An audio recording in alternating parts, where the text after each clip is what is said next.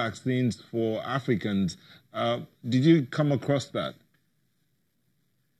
So we came across this. This really was a challenge to the polio elimination program for many years. But working with traditional rulers, we were able to dispel a lot of these rumors. You see, these vaccines have been used effectively in almost all other countries. Christian countries, Muslim countries, countries with no religion, they've all been able to use this vaccine to eliminate polio in their countries. So there's nothing unique about Nigeria that we're going to face with the same vaccines that these countries have not already passed through. So, I mean, the whole story was sad, but it's the reality. We had to respond. And I really think that the strategy in Nigeria in using people that every community was comfortable with. You know, in some cases, it was religious leaders in churches and mosques. In others, it was our traditional leaders. And really using people that the community trusts to get out these messages that vaccines are safe to use, and that they should use them, they're life-saving. And I think we've gotten over the challenge of misconceptions around potential side effects. They were simply not true. And there's no doubt about that in my mind. And I think we're in a position now, we've gotten over that hurdle. We're well on the way to polio elimination. We now need to get uptake up against all the other killer childhood diseases like measles and make sure that we protect our children for the diseases for which there's a vaccine, because we're lucky that there are vaccines for some of these diseases. For 10, 15 years ago, most children would have really suffered.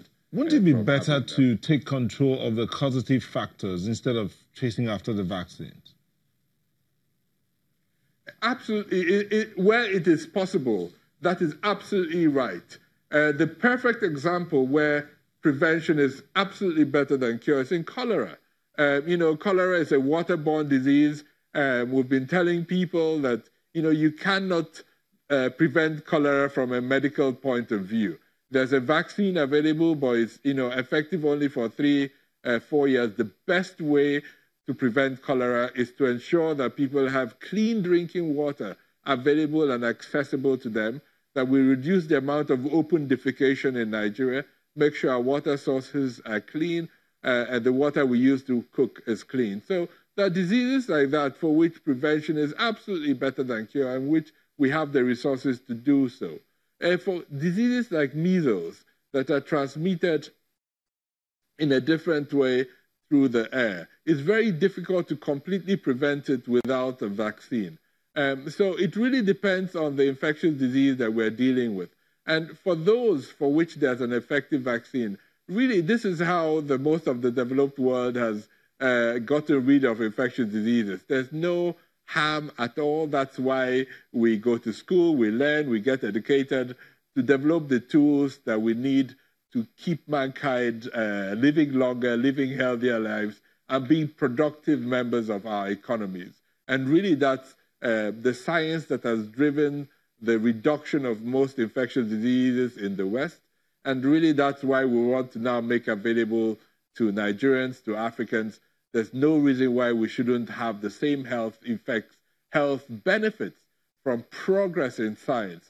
And one of the most amazing inventions in mankind has been the development of vaccines to stop the transmission of infectious disease. If I may put this in, we're almost out of time, but you mentioned in the conversation around these vaccines and prevention, you mentioned water, you mentioned air.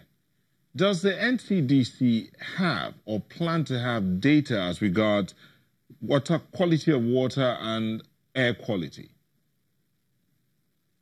So those are important parameters in terms of the environment and potential for the transmission of infectious diseases.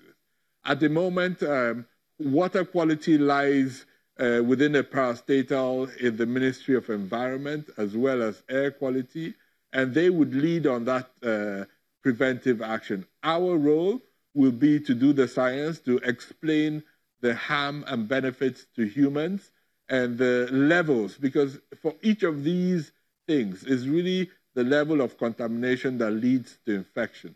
So we provide the advice, the evidence that they need to work. but it will then be the ministries and parastatals within the parastatals within the Ministry of Environment at the state and federal government levels that will then be responsible for actual implementation of these measures across the country.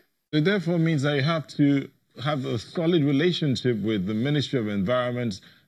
Yes, you're in the Ministry of Health already, but you need to have a relationship with quite a number of people besides the Ministry of Environment. You need NAFDAC, SON, and all other agencies.